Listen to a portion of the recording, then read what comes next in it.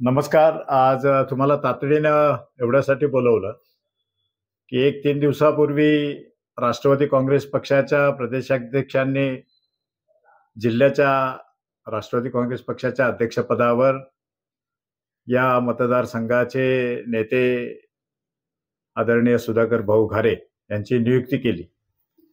हा अतिशय रायगड जिल्ह्यातील राष्ट्रवादी काँग्रेस पक्षाच्या कार्यकर्त्यांनी अतिशय आनंदाने हा निर्णय स्वीकारला. कार्यकर्ते जोमाने कामाला लागले. अशी परिस्थिती असताना काल शिंदे गटाचे आमदार महेंद्र थोरवे हे या ठिकाणी त्या गोष्टीवर त्यांनी काहीतरी स्टेटमेंट केलं आणि त्या स्टेटमेंटचं खंडन करावं म्हणून तुम्हा पत्रकार मंडळीला मी आज या ठिकाणी मुद्दाम म्हणून या ठिकाणी बोलवलेला आहे. राष्ट्रवादी काँग्रेस महेंद्र थोरवे काल बोलताना म्हणाला की त्या ठिकाणी पक्षानेच त्यांना उभं केलं आणि पक्षानेच त्या ठिकाणी गद्दारी केली आणि त्यामुळे सुधाकर घारेंना बक्षीस दिली. मला महेंद्र थोरवेची कीव येते किंवा किंबहुना त्याचा शिक्षणाचा अभाव असेल. महेंद्र थोरवेला मी या पत्रकार परिषदेच्या माध्यमातून सांगायला मागतो, राष्ट्रवादी काँग्रेस पक्ष हा आमचे नेते आदरणीय अजितदादा पवार यांच्या नेतृत्वाखाली काम करतो. प्रदेशाध्यक्ष तटकरे साहेब या ठिकाणी काम करतात. ते काय तुला पोसरी लिहून विचारणार काय आम्ही कुणाला अध्यक्ष करू? हा केवळ शिक्षणाचा अडाणीपणाचा कळस आहे.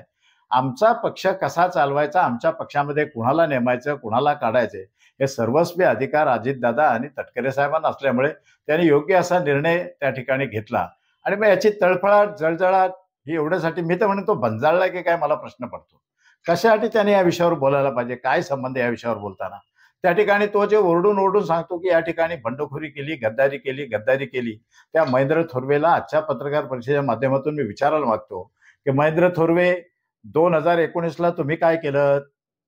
तुम्ही त्या ठिकाणी शिवसेनेने तिकीट दिली नाही म्हणून तुम्ही त्या ठिकाणी राष्ट्रवादीच्या शिवसेनेचा त्याग करून तुम्ही शेतकरी कामगार पक्षाची उमेदवारी घेतली आणि निवडणूक लढलात तुम्ही त्या ठिकाणी. त्यावेळी 2014ला त्या ठिकाणी आदरणीय सुरेश भाऊ निवडून आले होते राष्ट्रवादीचे. त्यावेळी 2019च्या निवडणुकीमध्ये देखील तुमच्या तिकिटाची इकडे तिकडे हे चालली होती. तुमची तीही तयारी चालली होती की मला तिकीट मिळणार नाही, कारण त्यावेळची वावडी उठली होती. खरं काय खोटं काय मला माहिती नाही, परंतु आदरणीय सुरेश भाऊंचा शिवसेनेत प्रवेश होणार आणि सुरेश भाऊ अधिकृत उमेदवार असतील अशा पद्धतीचं वातावरण होतं. त्यावेळी तुम्ही कार्यकर्त्यांच्या संपर्कात होता. त्यावेळी मी शिवसेनेचं काम करत होतो. मलाही तुमचा रात्री 3 वाजता फोन आला होता की आपलं तिकीट कापलं, आता आपल्याला दुसरा काहीतरी विचार करायला लागेल. मी तुम्हाला म्हटलं ठीक आहे, तुम्ही काम केलं, तुम्ही करा विचार, आम्ही तुमच्या सोबत राहू. मग तुम्ही बंडखोरी किंवा गद्दारी ह्या विषय दुसऱ्याला बोलण्यापेक्षा तुम्ही स्वतःचं आत्मपरीक्षण महेंद्र थोरवेंनी खऱ्या अर्थाने करायला पाहिजे की ज्या उद्धव साहेबांनी तुम्हाला एबी फॉर्म दिला, ज्या उद्धव साहेबांनी तुमच्यासाठी सभा घेतली, त्या उद्धव साहेबांचे तुम्ही होऊ शकले नाही. तुम्ही या ठिकाणी आता जी 2024ची निवडणूक जिंकलात त्यावेळी तुम्ही त्या ठिकाणी सांगताय की मी त्या ठिकाणी अशा पद्धतीने हे केलं, मी ते केलं, मी त्याव केलं ना ह्याव केलं, मी एवढ्या कोटीचा निधी आणला ना तेवढ्या कोटीचा निधी आणला.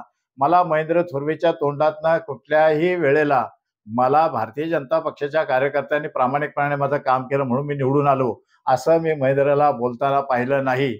या उलट 2014ला महेंद्र थोरवेला हे बोलताना मी बघितलंय की पक्षप्रमुखाने जर मला आदेश दिला तर भारतीय जनता पक्षाच्या कार्यकर्त्याला मी रस्त्यावर फिरून देणार नाही हे म्हणणारे महेंद्र थोरवे तुम्ही. अरे महेंद्र थोरवे, तुम्ही या ठिकाणी निवडून आल्यानंतर मिरवणुकीमध्ये तुम्ही दंड थोपटता, तुम्ही लोकांच्यावर कुस्तीचे लोकांना आवाहन करता. हा जो उर्मटपणा किंवा ही जी मस्ती आहे ही मस्ती योग्य नाही. तुम्ही या ठिकाणी पक्षाला, राष्ट्रवादी काँग्रेस पक्षाला बोलत असताना आमचे नेते आदरणीय प्रांताध्यक्ष तटकरे साहेबांचं नाव घेतल्याशिवाय तुमचं झालं जेवण पचतं की नाही मला माहित नाही. लोकांना पचण्यासाठी काहीतरी घ्यावं लागतं. तुम्हाला जेवण पचायला तटकरे साहेबांचं नाव दिवस रात्र झोपेत जागेपणे घ्यावं लागतं. तुम्ही या ठिकाणी सांगताय की तटकरे साहेबांचा आशीर्वाद होता म्हणून या ठिकाणी सुधाकर घारेंनी बंडखोरी केली. मला तुमच्या या पत्रकार परिषदेच्या माध्यमातून महाराष्ट्रातील जनतेपर्यंत हा मेसेज पोहोचवायचा आहे की आपण नाशिक जिल्ह्यातला देवळाली मतदारसंघ जर त्या ठिकाणी बघितला तर त्या ठिकाणी आमच्या पक्षाच्या आदरणीय सरोजताई आहिरे त्या ठिकाणी आमदार म्हणून निवडून आल्यात. काय केलं तुम्ही त्या ठिकाणी? तुम्ही तर त्या ठिकाणी धनुष्य बाण ही निशाणी घेऊन त्या ठिकाणी बंडखोरी तुम्ही केलेली आहे. केवळ एवढंच नाही तर राजा शिंदेगडमध्ये देखील तुमची त्याच पद्धतीची बंडखोरी आहे. तुम्ही या ठिकाणी जर बघितलं तर पुरंदर हवेली असेल, सदामपूर असेल, वेगवेगळे असे मतदारसंघ आहेत की त्या ठिकाणी तुम्ही अधिकृत शिवसेनेच्या सिंबॉलवर राष्ट्रवादीच्या उमेदवाराच्या विरुद्ध निवडणूक लढलेल्या आहेत. राष्ट्रवादी काँग्रेस पक्षाचा एकही कार्यकर्ता, एकही नेता आतापर्यंत या गोष्टी मानत नाही किंवा त्याच्यावर कधीही कुठली वाच्यता करत नाही. जे आलं वाट्याला ते स्वीकारून राष्ट्रवादी काँग्रेस पक्ष अजितदादांच्या नेतृत्वाखाली प्रचंडपणाने, यशस्वीपणाने या ठिकाणी वाटचाल करत असताना झालेल्या गोष्टी आम्ही त्या ठिकाणी विसरण्याचा प्रयत्न करतो. परंतु जाणीवपूर्वक महेंद्र थोरवे या ठिकाणी रोजच्या रोज या विषयावर खतपाणी घालून त्या विषयाला चालना देऊन तो विषय तसाच ठेवतात. मला महेंद्र थोरवे यांना सांगायचं आहे की तुमच्या पक्षाचे जे कोण प्रमुख असतील त्यांना तुमच्या माध्यमातून, पत्रकार परिषदेच्या माध्यमातून माझा प्रश्न आहे की देवळालीत तुम्ही केलं त्याला काय म्हणतात? तुम्ही त्या ठिकाणी राजा शिंदेगडला जे केलं त्याला काय म्हणतात? त्या ठिकाणी तुम्ही अधिकृत पक्षाचं चिन्ह घेऊन लढलाय. या ठिकाणी सुधाकर घारे जी निवडणूक लढले ते अपक्ष निवडणूक लढलेले आहेत.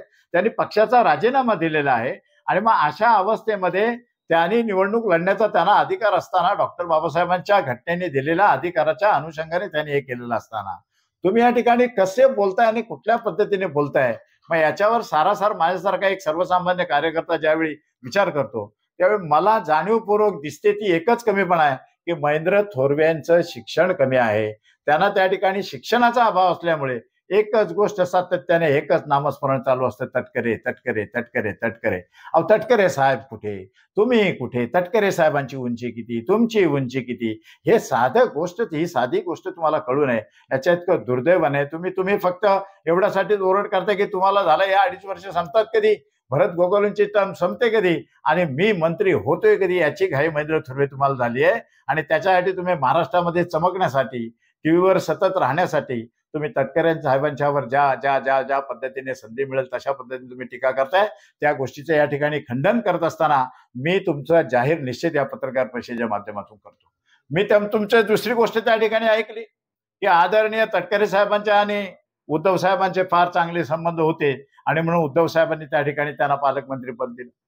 माझं म्हणणं असं आहे की त्यावेळी राष्ट्रवादी काँग्रेस पक्ष हा एक संघ होता आणि महाराष्ट्रामध्ये महाविकास आघाडीचा प्रयोग आदरणीय पवार साहेबांच्या नेतृत्वाखाली त्या ठिकाणी झाला. 2.5 वर्ष त्या सरकारने या राज्यामध्ये काम केलं आपल्याला पाहायला मिळालंय आणि त्यावेळी सरकारने घेतलेला तो निर्णय होता आणि तुम्ही त्याला जोडता की त्यांचे घरातले संबंध होते. मग तुमचे देखील संबंध त्याच पद्धतीचे होते. तुमचा 2019चा तुमचा उमेदवारी अर्ज घेताना तुमचा आदरणीय उद्धव साहेबांच्या सौभाग्यवती रश्मी वहिनींच्या बरोबरचा फोटो मी त्या ठिकाणी व्हॉट्सअपला बघितलाय. मग त्यांच्या कुटुंबापर्यंत तुमचे संबंध होते. अशा अवस्थेमध्ये तुम्ही त्यांचे राहिले नाहीत. तुम्ही स्वतः काय, आता तुम्ही तो गद्दार गद्दार म्हणता, त्या गद्दार शब्दाचा अर्थ खऱ्या अर्थाने महेंद्र थोरवे आणि मंडळींनी खऱ्या अर्थाने महाराष्ट्रातल्या जनतेला सांगायला पाहिजे की गद्दारी कशाला म्हणतात. तुम्ही शिवसेनेतून फुटलात, शेका पक्षात गेलात, शेका पक्षातनं परत शिवसेनेत आलात, उपजिल्हा प्रमुख झालात, परत त्या ठिकाणी आमदारकी लढली, त्या ठिकाणी उद्धव साहेबांना सोडलं, शिंदे गटात गेलात. मग याला नेमका कुठला शब्द वापरतात याचं स्पष्टीकरण महेंद्र थोरवे किंवा त्यांचे जे कार्यकर्ते त्यांनी महाराष्ट्राला सांगितलं पाहिजे. महाराष्ट्राचं पुनर्वसन फक्त जिल्हाध्यक्ष म्हणून झालंय. एवढ्या जर मीठ आणि मिरच्या तुला लागणार असतील ते 1.5 महिन्यामध्ये जो काय निर्णय पक्ष घेईल त्यावेळी महेंद्र तुला झोप लागणार नाही. कदाचित तू कर्जत खालापूर सोडून कुठं राहायला जाशील की काय? अशा पद्धतीचा निर्णय 1.5 महिन्यामध्ये अपेक्षित आहे की सुधाकर घारेंची अतिशय मोठी मोठी नियुक्ती या ठिकाणी होईल. मग त्या दिवशी तू आणखीन काहीतरी बदलशील. तू बरळू नको. या ठिकाणी तू आमच्या मित्र पक्षाचा आहे, आम्ही मित्र पक्षाचे आहोत. आम्ही त्या ठिकाणी दोन पावलं मागे घ्यायला तयार आहोत. तू 2 पावलं मागे ये. पण तू जर का पुढे आम्हाला लाताच मारणार असेल तर आमच्या पायात ताकद नाही असं तू समजू नको. आमचे पाय त्या पद्धतीने अगदी विजेच्या गतीने चालणारे पाय आहेत. परंतु आम्ही लात कोणाला मारायची आणि कोणाच्या बरोबर दोस्ती करायची हे ठरवून चालणारे कार्यकर्ते आहोत आणि नेत्यांचा विचार घेऊन, नेत्यांचे आदेश घेऊन आम्ही काम करणारी मंडळी आहोत. म्हणून तुम्ही गोगावले साहेब आता आले होते, तुम्ही बघितलं गोगावले साहेबांचं भाषण त्या ठिकाणी ऐकलं आणि गोगावलेकरांनी महेंद्र थोरवेला तारला असं गोगावले साहेबांचं म्हणणं आहे. अरे गोगावले साहेबांचं दुसरं एक म्हणणं आहे, अरे तुझा महाराष्ट्र होता, तू वाचला, तुझा जय महाराष्ट्र त्या ठिकाणी होता, तू वाचलाय, खोपोलीकरांनी वाचवलाय. आता यांचे खूप आभार मानून यांची सेवा कर असा प्रामाणिकपणाचा सल्ला महाराष्ट्र राज्याचे रोजगार हमी मंत्री माझे मित्र आदरणीय भरतशेठ गोगावले आणि महेंद्र थोरवे तुम्हाला दिलेला आहे. त्यांचा सल्ला मानून तरी भविष्य काळामध्ये वाटचाल करा. आणि गद्दारी म्हणण्याचा तुम्हाला अधिकार नाही, आम्हाला तुम्हाला म्हणायचंच नाही. पण तुम्ही लय वेळा गद्दार झालात, तुम्ही लय वेळा गद्दारी केली. तुम्ही उद्धव ठाकरेंना फसवलं, तुम्ही ठाकरे कुटुंबियांना फसवलं, तुम्ही त्या ठिकाणी कर्जत खालापूरच्या जनतेला फसवलं. तुम्ही आता भारतीय जनता पक्षाने निवडून आणून त्यांचं नाव घ्यायला तयार नाही. उद्याच्या काळामध्ये तुम्ही भारतीय जनता पक्षाच्या बरोबर पण कसे वागणार त्याची जाणीव तुमच्या वागण्यात नव्हते. त्यामुळे पुन्हा एकदा सांगतो की तुम्ही सावरा. तुमचा जो काय तोल गेलाय, तुम्ही जे काय भंजाळलात, त्या भंजाळलेल्या किंवा त्या अवस्थेत तुम्ही ज्या अवस्थेत तुम्ही गेलेल्या त्या अवस्थेतनं बाहेर या. जे चाललंय ते स्वीकारून पुढे काम करण्याचा मनोदय ठेवा. निश्चित पद्धतीने महेंद्र थोरवेचं जे काय स्वभाव आहे, मी फार जवळून त्या माणसाला ओळखतो. तो आमदार झालाय. त्याच्या मनात असं नाही की बाबा ह्या ज्या तालुक्यातले गरीब कष्टकरी कार्यकर्ते आहेत, एखादा जिल्हा परिषद मेंबर व्हावा, एखादा पंचायत समिती मेंबर व्हावा, ही भावना त्याच्या मनामध्ये नाही. जे असेल ते आपल्याला असलं पाहिजे, आपल्या भावाला असलं पाहिजे, आपल्या भाच्याला असलं पाहिजे, आपल्या घरातलं असलं पाहिजे.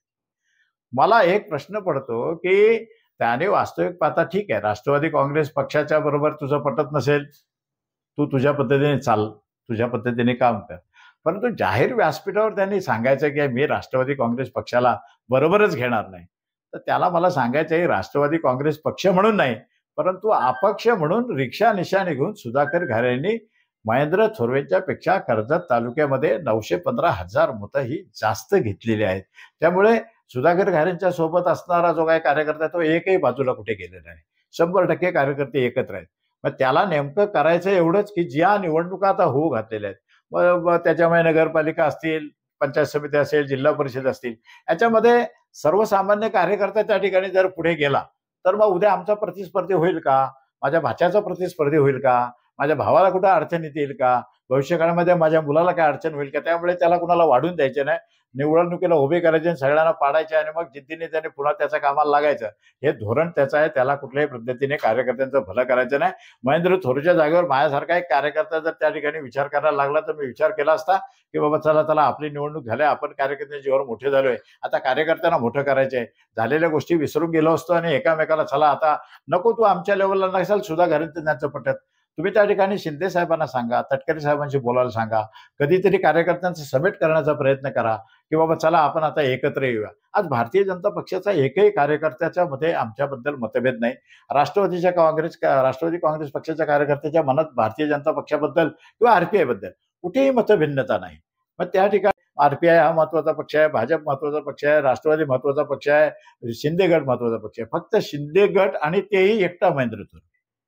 बाकीच्या कार्यकर्त्यांशी मी जेव्हा बोलतो त्या कार्यकर्त्यांची धारणा असते, अरे हे सगळं झालं पाहिजे, आपल्या लोकांच्या आता स्थानिक लोकांच्या निवडणुका आहेत, परंतु त्याला हे होऊन द्यायचं नाही. त्याला कार्यकर्त्यांच्या मध्ये वादविवाद ठेवायचे आहेत, तालुका त्याला धगधगता ठेवायचा आहे, कुठल्याही प्रकारे ते एकवाक्यता येऊ नये आणि इथला सर्वसामान्य कार्यकर्ता पुढच्या स्टेपला जाऊ नये, तो त्या जागेवर राहावा आणि त्याने नांगराचा बांध्यावर घेऊन त्यासाठीच काम करावं बोलत असतो. येणाऱ्या काळामध्ये ठरेल, त्याला जर असेल त्या पद्धतीने त्याची धारणा तर त्यांनी तो प्रयोग करावा. त्याचा प्रयोग 100% यशस्वी होईल, आपल्याला तो बघायला मिळेल आणि मग त्यावेळी नंतर मग तो कार्यकर्त्यांचं झालं नुकसान, मग त्या ठिकाणी या मतदारसंघामध्ये तालुक्यामध्ये अशांतता कशी निर्माण होईल, कसे वादविवाद होतील, याच्यासाठी महेंद्र थोरवेची पावलं पडतायत. तो जर हुशार असेल, त्याला तालुक्याचा विकास आणि तालुक्यातल्या लोकांना एकत्र ठेवायचा असेल तर तू ही गोष्ट करणार नाही.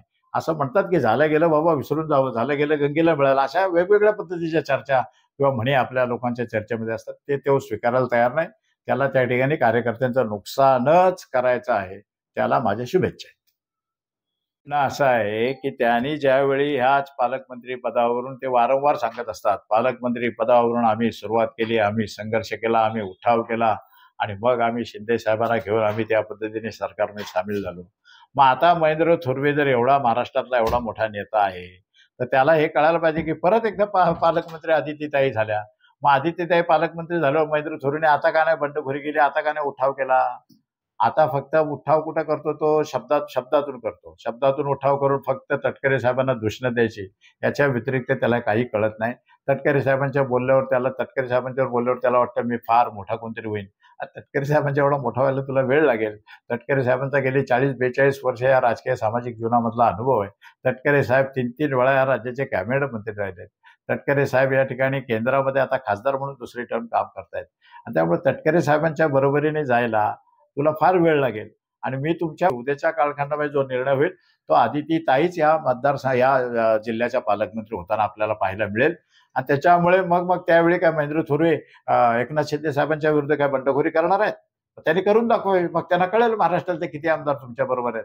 ते वारंवार सभेमध्ये सांगतात आम्ही असं केलं, आम्ही रायगडवाल्यांनी असा निर्णय घेतला. केवळ रायगड म्हणून असं घडलं नव्हतं. ठीक आहे, त्यांच्यामध्ये मतभेद काही झालं असेल, आपल्याला त्याच्याकडे जायची गरज नाही. परंतु त्यांनी उद्धव साहेबांना धोका दिलाय. आता तो धोका त्यांनी एकनाथ शिंदेला द्यावा. तुम्हाला मी वारंवार बोलत आलोय की या मतदारसंघामध्ये केवळ ठाकरे या कुटुंबावर प्रेम करणारे 40 ते 42 हजार मतदार आहेत. त्या ठिकाणी कुठल्याही माणसाला उभा करा, त्याचा प्रचार करा, नाही तर नका करू. पॉम्पलेट त्याचं जर घरापर्यंत गेलं की हा उद्धव साहेबांनी दिलेला उमेदवार आहे, तर त्याला 40-42 हजार मतं उद्याही पडतील, परवाही पडतील, ती पडत राहतील. त्यांचं प्रेम फक्त ठाकरे कुटुंबावर आहे. त्यामुळे महेंद्र थोरवेंनी किती जरी प्रयत्न केले तरी ते त्याला यश त्याच्यामध्ये येणार नाही. जे कार्यकर्ते आज आहेत ते वाट बघतायत की उद्या कधी निवडणूक येते. ते वाटेल तो निर्णय घ्यायला तयार आहेत. वाटेल त्या तडजोडी करायला तयार आहेत. आणि मग ह्या तडजोडी करून ते महेंद्र थोरवेच्या विरुद्धच रणशिंग फुंकतील, अशा पद्धतीची तयारी जे शिवसैनिक उद्धव साहेबांच्या बरोबर आहेत त्यांची आहे. हे मी त्यांच्याशी चर्चा करताना माझ्या सातत्याने लक्षात येतं.